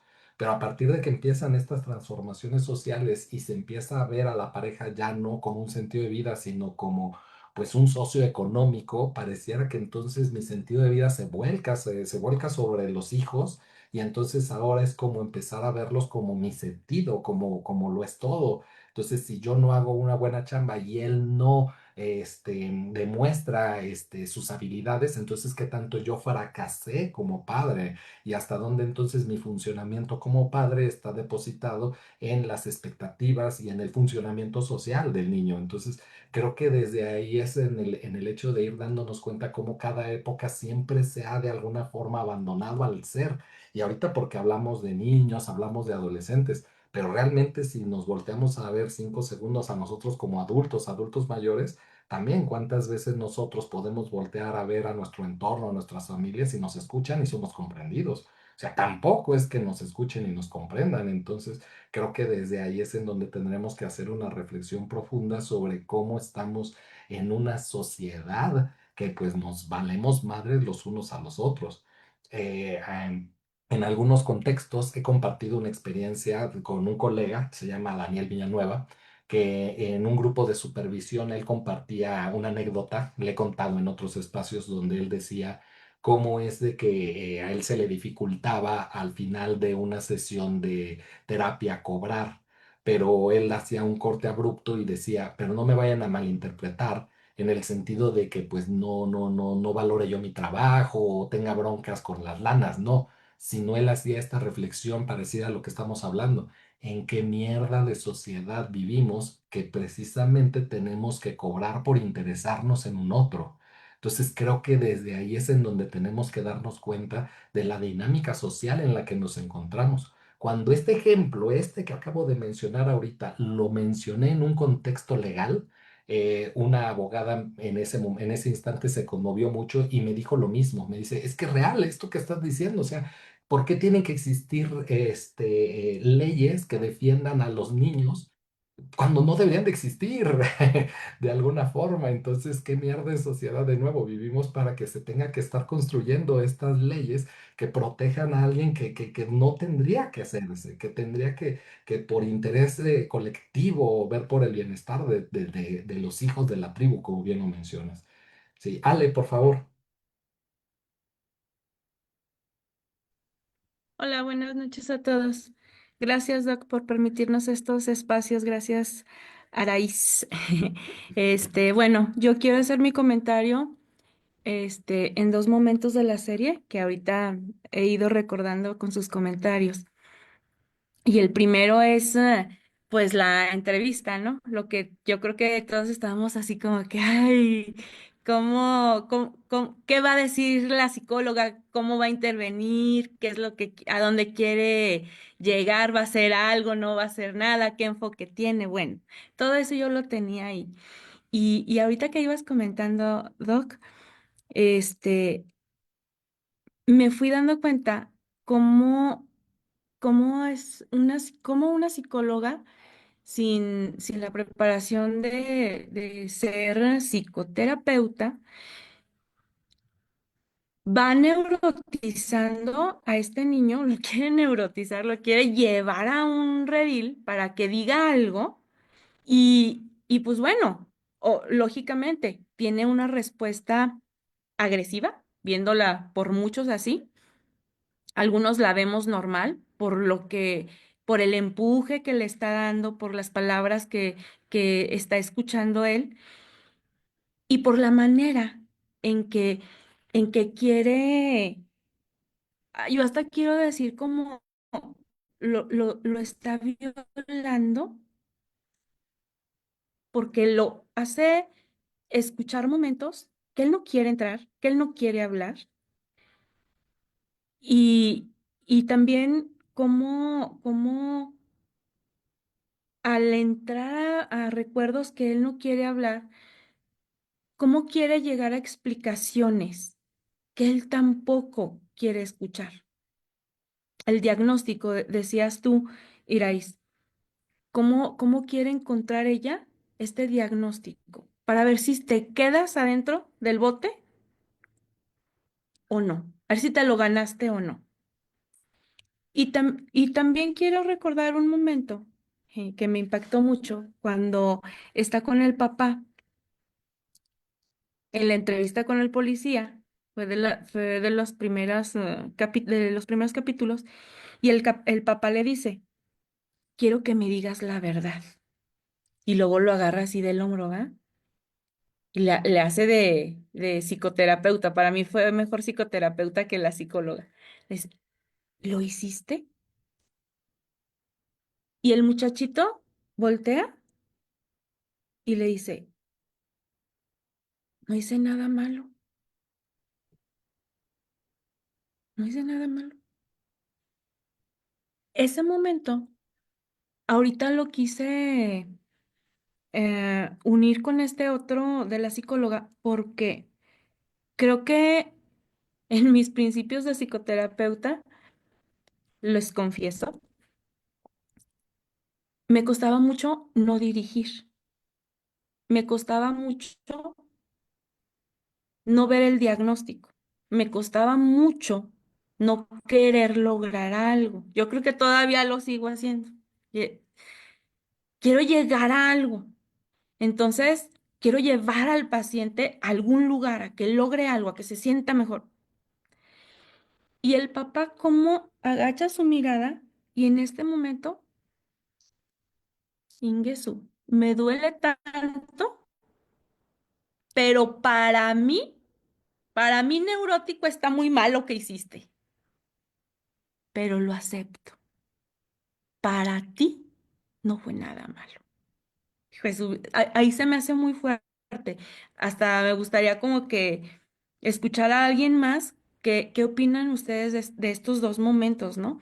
Porque este, creo que también al final de la serie, el papá trata a su hijo precisamente, sin ningún juicio, sin ningún juicio. Fue con el que más se acercó, con el que más tuvo acercamiento el muchacho. Yo creo que con nadie más en la serie tuvo ese acercamiento porque fue el único que entendió, a pesar del dolor del papá, a pesar de lo que tal vez reprobaba de todo lo que hizo su hijo, pero fue el que más se acercó a él. Entonces, bueno, nada más quería llegar a eso. Gracias. Sí, un comentario express, Ale, nada más en ese sentido más fenomenológico. Yo me atrevería a decir, no es que no haya un juicio, porque siempre lo va a haber. Siempre va a haber, no hay forma en que no lo haya, sino creo que en el momento en el cual yo dudo de mi juicio o dejo mis intereses de lado, es en donde tengo la posibilidad de ver o acercarme al otro, pero siempre va a estar mi juicio. No hay forma en que yo no lo tenga, como papá, como terapeuta o como lo que sea, ¿sí? Pero como bien tú lo mencionas, pues que hay un abismo de diferencia. A ver, tú lo hiciste, es que no hice nada malo. No, no, yo no te estoy preguntando si hiciste algo bueno o malo, si tú lo hiciste. Entonces creo que ahí viene como esas diferencias muy sutiles en ese sentido, ¿no? Como a lo mejor el chico trata de darle la vuelta a través de decir no fuiste nada malo, desde mi parámetro no fue malo, pero la pregunta es si tú lo hiciste, ¿no? Creo que ahí es el punto a reflexionar. Jared, por favor.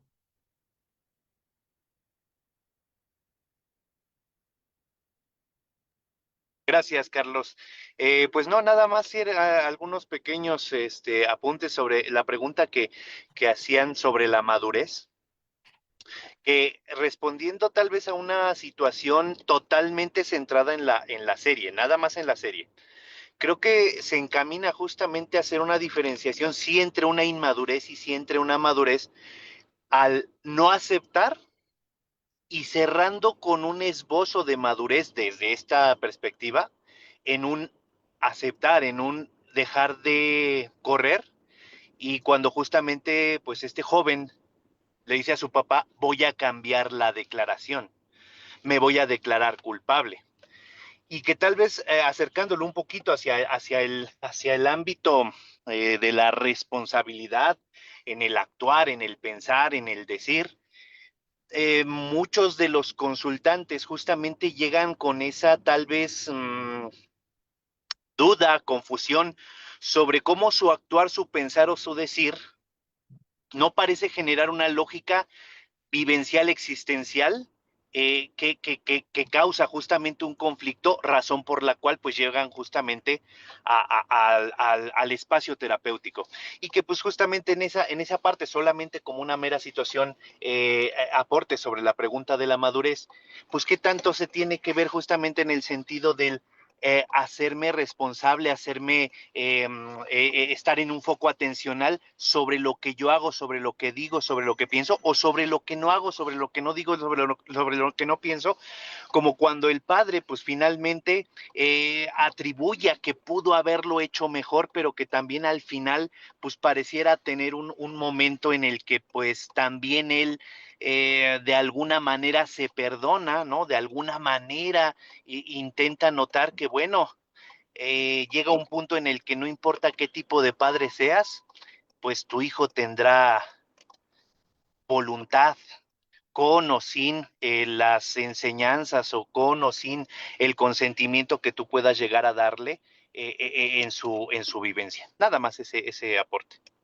Voy a hacer una acotación muy, muy breve de lo que mencionas. Fíjate, el libro fundacional de la terapia Gestalt en el capítulo número 5 dice algo que a mí me gusta siempre estar recalcando. Dice, es que no existe los niños responsables o irresponsables. La responsabilidad es una experiencia de campo y es algo que a veces nos cuesta trabajo comprender.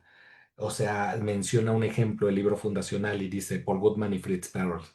em, el niño, cuando es pequeño, no es autónomo. Al no ser autónomo, entonces va a haber otros, en este caso los padres, que tomen del campo la responsabilidad que le corresponde al niño. Se esperaría que conforme ese niño va creciendo y se vuelva más autónomo, hable, camine, entonces el niño tome del campo la responsabilidad que le corresponde. Entonces, en el momento en el cual, pues precisamente los padres no le permiten tomar al niño, al adolescente, al adulto, esa responsabilidad, pues creo que es bastante cómodo para cualquier persona no tomar esa responsabilidad del campo, pero no es que yo sea irresponsable, es que hay alguien que tiene la capacidad de responder por mí, porque eso significa responsabilidad. Sí, entonces, ¿qué pasa cuando el niño, al parecer en la serie, empieza a tener otras experiencias y donde los padres, pues de alguna forma le permiten tomar esa responsabilidad? Es que vemos cómo al fin de cuentas él termina diciendo, pues voy a cambiar entonces mi testimonio, ¿no? Creo que si esto se hubiera dado en México, uy, no, ¿para qué quieres? O estaríamos viendo a los papás que estarían viendo cómo contratar a un abogado y vamos a ver cuánto pagamos para entonces demostrar a toda costa que es, y seguirían entonces quitándole esa responsabilidad a ese chico, ¿no? Creo que en el momento en el que ellos pues deciden ceder esa parte y pues realmente entonces no involucrarse más que hasta donde ellos pueden y empezar a ver por su vida, ver por la camioneta, por lo que les dicen, empiezan entonces a dejarle que el otro tome del campo esa responsabilidad y se empieza entonces a comportar de una manera diferente. Pero creo que esa es la parte que tenemos que ir entendiendo, que la voluntad igual, no es que la voluntad sea una capacidad que tiene la persona, también es una experiencia de campo. Entonces, cuando nosotros empezamos a ver todo esto desde ese enfoque, pues cambia completamente la perspectiva en el sentido de que tanto entonces no es que hablemos de personas irresponsables o irresponsables, sino que pues si ustedes me dicen que me van a dar 10,000 pesos mensuales porque les caí bien, pues yo no voy a decir que no, o sea, realmente yo lo permitiría, o sea, ¿quién de ustedes diría no? Entonces creo que desde ahí es en donde tenemos que ir comprendiendo cómo tendrá que cambiar las condiciones del campo para que entonces la persona se empiece a relacionar con el mundo de una manera diferente. Antonio, por favor. Gracias, Carlos. Aprovecho tu comentario sobre la experiencia de campo para unirlo con el comentario de Ali Anguiano, que justo lo que estabas mencionando, Ale, me movió en los momentos que estabas hablando. Y lo quiero hilar con lo que dice Carlos en este sentido. Cuando él le pregunta a su hijo, ¿lo hiciste? parece haber una distanciación y una responsabilidad, como dice Carlos, también así como de lo que sea que haya pasado, tú lo hiciste o tú no lo hiciste. Y entonces desde ahí él responde, ¿no? Así como desde su propio discurso del que estábamos hablando hace rato, pues no, lo que yo hice no fue malo, pero no importa, porque le dice, lo hiciste o no lo hiciste. Pero al final, el papá se pregunta, ya cuando el niño o el muchacho acepta la culpabilidad, lo que se pregunta el papá es, ¿qué hicimos? ¿Qué causamos? ¿Qué provocamos? Y eso a mí me pareció dolorosísimo. Ahí fue donde las lágrimas no me pararon de salir, porque fue donde él está diciendo, esto no lo hizo mi hijo, esto lo hicimos nosotros, ¿no? Esto con mi descuido, con mi decir, es que los adolescentes se recluyen y entonces no hablan con nadie. Este no ponerles atención, este no acercarme, me mete en la responsabilidad. Y voy un poco más allá con lo que decía que no me gusta tanto es separar la adolescencia de la adultez. Tengo, bueno, conozco una familia a quien le secuestraron y le mataron a un hijo de 46 años. Los papás tenían arribita de 70. Hasta hoy, eso fue hace 8 años, hasta hoy, lo que se preguntan los papás es qué hicimos mal. Eso es la única pregunta. Ya saben quién lo mató, ya encontraron a los culpables. Todas esas respuestas ya están. La única respuesta que nunca llega es ¿qué hicimos? ¿Qué hicimos nosotros? Que le enseñó a mi hijo, porque él se había metido con los Zetas además. Entonces, ¿no? ¿En qué me perdí? ¿Cómo es posible que no me diera cuenta? Y creo que desde ahí es no, la aportación que quería hacer del punto este crucial que decía Sal. Sí, e indiscutiblemente el darnos cuenta cómo en estas situaciones pues siempre va a haber estas culpas, dudas e interrogantes que muchas veces pues no se sabrán, ¿no? Adelante, Irais. Ay, pues yo en relación a lo que están mencionando ahorita, quisiera yo preguntarle, um, desde esa mirada existencial tan profunda que tiene usted, entonces podríamos llegar a pensar que el hecho de no haber hecho más responde a una imposibilidad estructural, emocional o a una resistencia a ver lo que pues no queremos ver. Es muy complejo realmente pues, buscar como una explicación muy particular o contundente, porque es como decir, si se hubiera hecho más, entonces toda la serie se hubiera omitido. Creo que no es cierto, ¿no? O sea, realmente, ¿qué tanto es suficiente? ¿Qué tanto es el poder estar y la presencia? O sea, ¿qué tanto cualquiera de nosotros no estamos exentos o expuestos precisamente a esta burla, esta crítica, a esta situación donde me rechacen, me hagan un desdén, donde yo me sienta expuesto, exhibido y hasta donde yo pudiera llegar ante una circunstancia así, ¿no? O sea, creo que solamente estando en las situaciones en donde nos daríamos cuenta, este, hasta dónde somos capaces de llegar o qué partes de nosotros pudieran emerger. Pero bueno, independientemente de lo que sí podemos nosotros reflexionar en este espacio, es que tanto realmente entonces el estar presentes y darnos cuenta de lo que está necesitando el otro, pero hace rato lo decía con estas palabras, qué difícil como padre o madre renunciar a mis expectativas por entonces empezar a voltear a ver al otro. O sea, creo que es un reto, creo que es un desafío, creo que no todos los padres incluso lo logran. Creo que muchos siguen esperanzados o que creen que, insisto, no su labor como padres o su calidad de padres o no sé cómo decirlo, está en función de que el otro sea alguien en este mundo, que tenga un trabajo, que gane tanto. Entonces creo que esa es la parte más problemática porque más allá de que si prevenimos y no prevenimos, Giorgio, que es otro colega que muchos de ustedes conocen, él lo menciona, es que es también entender que la prevención no sirve de nada. Sí, entonces realmente desde ahí no podemos decir, si hubiéramos hecho tal cosa, entonces podrían cambiar las condiciones. Nunca lo vamos a saber. Nunca lo vamos a saber, entonces lo único que sí podemos precisamente es ir entendiendo cuáles son estas expectativas que nosotros muchas veces ponemos hacia los otros. Hace ya 5 años hice un retiro existencial donde se tocaba un poco el tema de de la maternidad y dialogábamos al respecto de cómo es que cuando un padre o una madre decide traer a un hijo, se nos olvida que para lo único que traemos a un hijo a este mundo es para morirse. Y eso es lo más cabrón de todo porque se nos olvida eso, ¿sí? Que va a pasar cosas buenas, sí, pero que va a pasar cosas malas también. Pero nosotros no queremos que viva su existencia, queremos que vivan media vida. Y decir media vida es mucho, queremos que viva un cuarto de vida, un octavo de vida.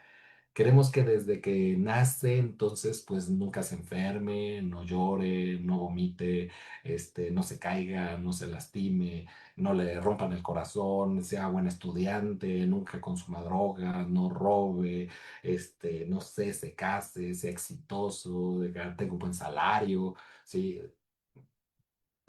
Pues no, lo trajiste al mundo para todo eso y más, ¿no?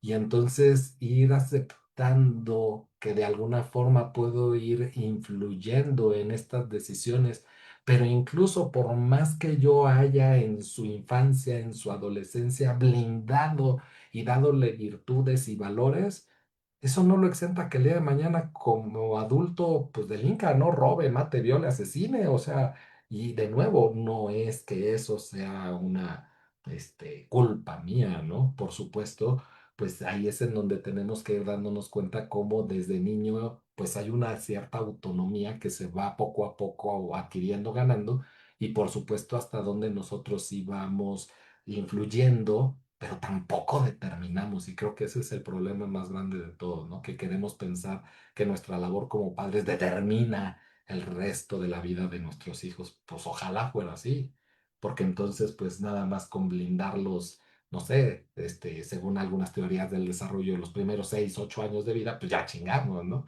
Algunas otras, pues si la regamos en la adolescencia hay una segunda oportunidad y pues ya ahí le echamos los kilos, ¿no? Lo mandamos a terapia, pero pues aún así, no, eso no significa absolutamente nada.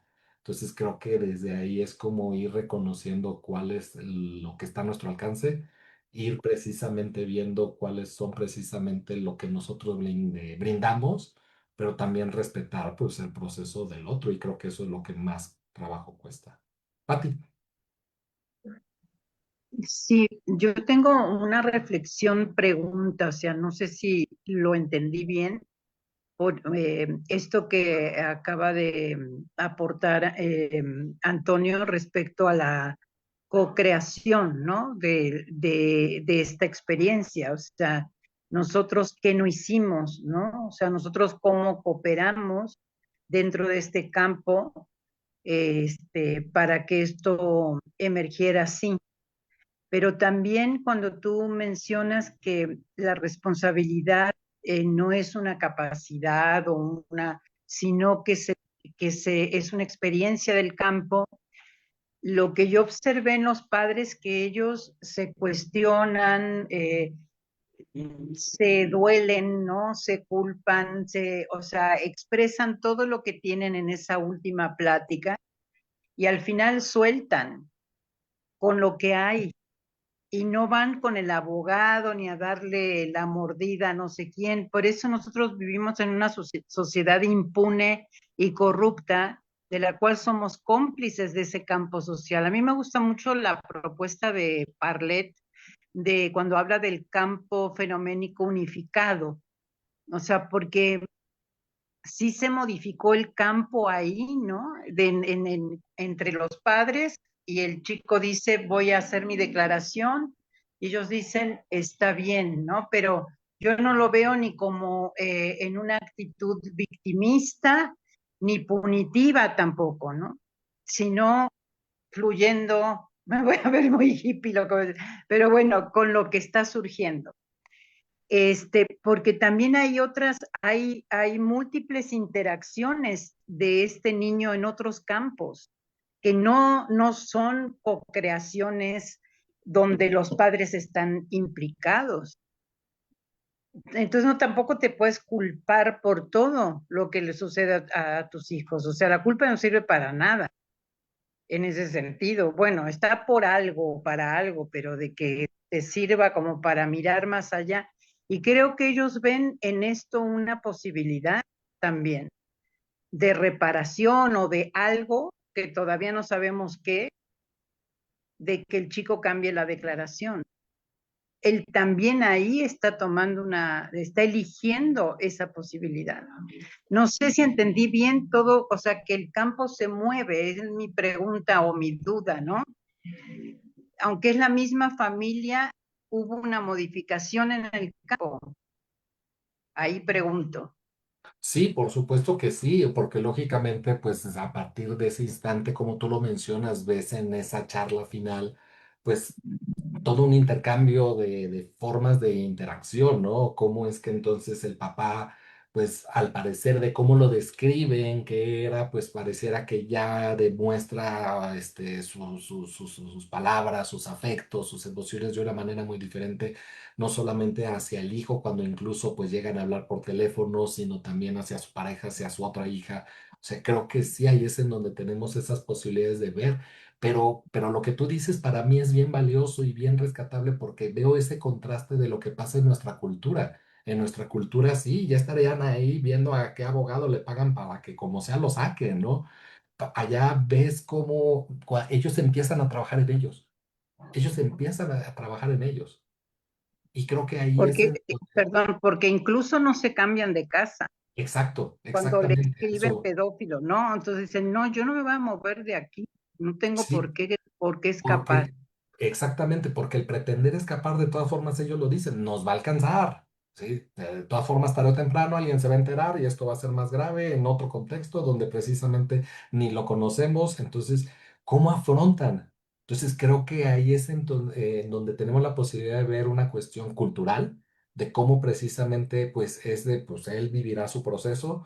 Nosotros ahorita estamos viviendo este es el que nos toca por las decisiones de él también y cómo lo acepta, ¿no? Y cómo hasta la misma hija al final, pues es como el cierre de la serie en ese sentido, de decir, pues como sea, pues es mi hermano y sé que me van a decir cosas, pero pues aún así es mi hermano y es parte de esta familia y pues lo vivimos, ¿no? Ujú. Acá en otro contexto, uy, no, ya sería el rencor y el resentimiento eterno porque por ti no pude hacer mi vida y ya sería otra novela de Bueno, Televisa. sí, sí, Sí, ok, indiscutiblemente. Ale, por favor. gracias. Sí, buenas noches. Pues bueno, yo solo quería complementar justo que en este tema de del último capítulo, eh, que justamente, bueno, a mí me gustó mucho como este lugar al que llegan los papás, por un lado muy ambiguo, ¿no? O sea, complementando un poco lo que decía la doctora o maestra Patti, eh, porque ellos decían, creo, después de todo este ir y venir, ¿no? En donde se preguntaban, por ejemplo, si se señaló en algún momento, pues esta parte en el que el chico se la pasaba todo el tiempo en su cuarto y como él quizá estuvo mucho tiempo en el trabajo, no recuerdo si porque le empezó a ir mejor, pero como esta parte de lejanía o desconexión, ¿no? Por un Sí, lado. También hay un momento que se me hizo muy interesante, donde sí hay una correspondencia entre lo que relata el chico, ¿no? Cuando está siendo interrogado por la psicóloga, porque él sí habla de un momento en donde cuando su papá lo llevaba al fútbol, ¿no? Él, no, él era muy malo, ¿no?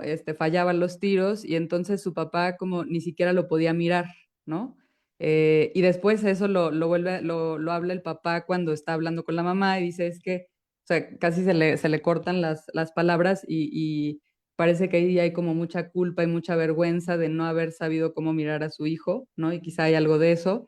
Pero después justo me parece muy interesante como lo que dicen los papás después de todo esto es, yo creo que nos podemos quedar con que pudimos haber hecho más, ¿no? Lo pudimos haber hecho mejor. Y creo que, bueno, a mí me parece como tanto puede quedar muy ambiguo como también honesto, porque es como, no, pues no sabemos, hay cosas que quizás sí se pudieron haber hecho distinto, no que eso signifique que porque no lo hicimos así esto pasó, pero efectivamente, pues su hijo ya no está con ellos y efectivamente quizá pudieron haber hecho más, ¿no? Pero por otra parte tampoco se quedan en este lugar de la sociedad tiene la culpa o todos los demás tienen la culpa excepto nosotros, ¿no? Entonces quizá no es un tema de culpa, pero me parece muy interesante al lugar que llegan ellos con pudimos haber hecho más. Sí, de Eso. hecho, Ale, cuando mencionas esto, creo que se da en dos momentos de la serie con personajes muy diferentes. Por ejemplo, cuando el policía va a la escuela y empieza precisamente a pedir información y en el salón de su hijo, cómo franca y abiertamente uno de sus compañeros se burla de su hijo en su cara, ¿no? Creo que de nuevo, si lo trasladamos hacia nuestra cultura, pues hasta dónde ya estaríamos viendo a la mamá o al papá partiéndose la cara con el papá o mamá de ese otro hijo. Y de nuevo, ¿no? Como si entonces pretender defender a mi hijo del bullying en ese instante fuera la mejor forma de hacerlo a través de la agresión o a través de la violencia. Y cómo realmente entonces, pues, si nosotros jugáramos este rol de padres y viviéramos una experiencia así, esa es la pregunta que creo que tendríamos que formularnos. ¿Cómo responderíamos ante esa situación? Porque independientemente, pues hasta dónde sé que es algo que le correspondería a mi hijo atender o resolver y no a mí, ¿sí? Y creo que desde ahí viene la gran dificultad porque si yo considero a mi hijo inepto o torpe, hasta dónde pues yo soy otra vez quien va a querer resolverle la vida a mi hijo independientemente de la edad que tenga. Entonces, esa es la pregunta, ¿sí? Podemos hacer más, siempre se puede hacer más, pero aún así, es como ese interrogante. ¿Y qué tanto es suficiente y hasta dónde? Y si entonces haciendo más, pues, podemos prevenir algo. Por eso la frase al final que le dice la esposa al papá, ¿sí? Pues creo que está bien que nos lo preguntemos, creo que está bien que de alguna forma nos quedemos con esa parte. ¿Por qué? Porque no hay respuesta, ¿no? Y creo que ahí viene precisamente esa parte que para mí es importante, por lo menos desde esta mirada, hasta dónde cada quien es como va asumiendo las responsabilidades o, o el rol que le va impactando y trabajando, reitero, en lo suyo, en lugar de estar dejándose de lado él para entonces hay que atender al otro, ¿no? Insisto, si esto lo trasladáramos a nuestra cultura, hasta dónde ahora estaríamos viendo el dejar de lado nuestros problemas a nivel de papás por blindar a nuestra hija, que es la que nos queda. Y ahora vamos a protegerla a ella de todo mal, ¿no? Y vemos cómo, por lo menos en la serie, no se ven ilustradas estas cosas y es como de nuevo, pues, está bien, mi jefe, pues se ríen de ti, pues, sí, hablan de ti, pues, sí, soy la hermana de. Entonces, cómo a pesar de eso es aceptar esa situación y cómo cada quien va viviendo con esta parte existencial que creo que es lo que queda mucho de reflexión, ¿no? Ante la vida, pues no podemos dejar de lado o brincarnos lo que suceda, ¿no? Lo que emerja y que muchas veces pues es lo que queremos quitarlo, ¿no? Que no haya pena, dolor, sufrimiento. No sé si quieras añadir algo más, Irais, para ir cerrando y redondeando pues la sesión. Y bueno, creo que eso que mencionan es muy importante, ¿no? El no abandonarse a sí mismo. O finalmente, si bien son los padres y siempre van a ser los padres de Jamie como los padres de cualquier otro adolescente, pues el no abandonarse a sí mismo, porque eso también es parte del aprendizaje de ellos, ¿no? Si realmente existe esta responsabilidad que nos exigen socialmente de hacernos cargo de las circunstancias de nuestras decisiones. Y algo que mencionó que la verdad ahorita me tocó muchísimo es esta cuestión de que pues los padres traemos a los hijos a morir, ¿no? Y creo que hay una muerte muy simbólica, ¿no? En ese proceso que justo es la muerte de esta expectativa hacia los hijos, ¿no? Entonces, pues me imagino que también es un proceso bastante fuerte y que pues cualquiera de nosotros no está aislado de construir lo que queremos para esos adolescentes y esos niños, ¿no? Que formamos parte también directa o indirectamente de lo que ellos están viviendo y del reflejo de lo que estamos siendo socialmente, ¿no? Entonces, se me hizo un tema muy interesante para abordarlo justamente este Día de las Infancias. Y bueno, pues nada, agradecer la escucha, la paciencia y pues la disposición, doctor. Muchas gracias por el espacio también.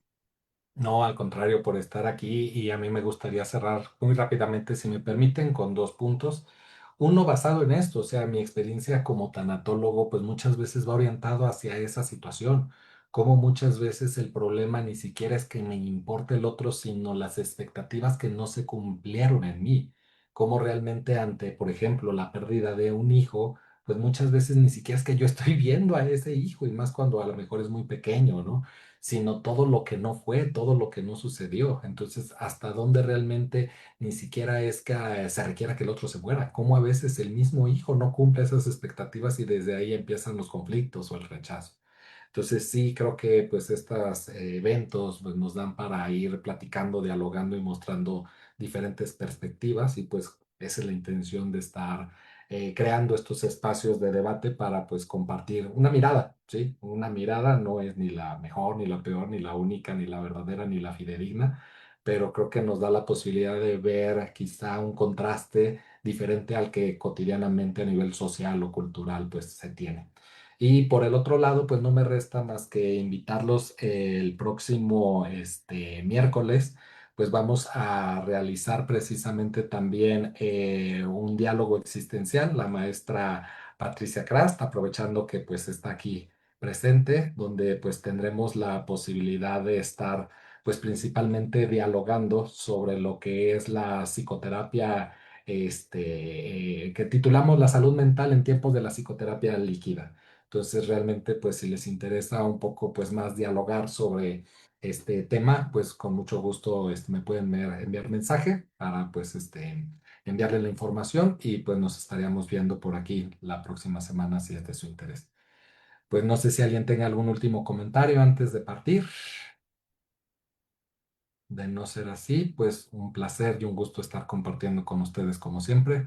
Esperamos verlos pronto. Pasen una excelente noche y cuídense mucho. Bye. Gracias. Chao. Gracias, bonita Gracias. noche, bye, gracias.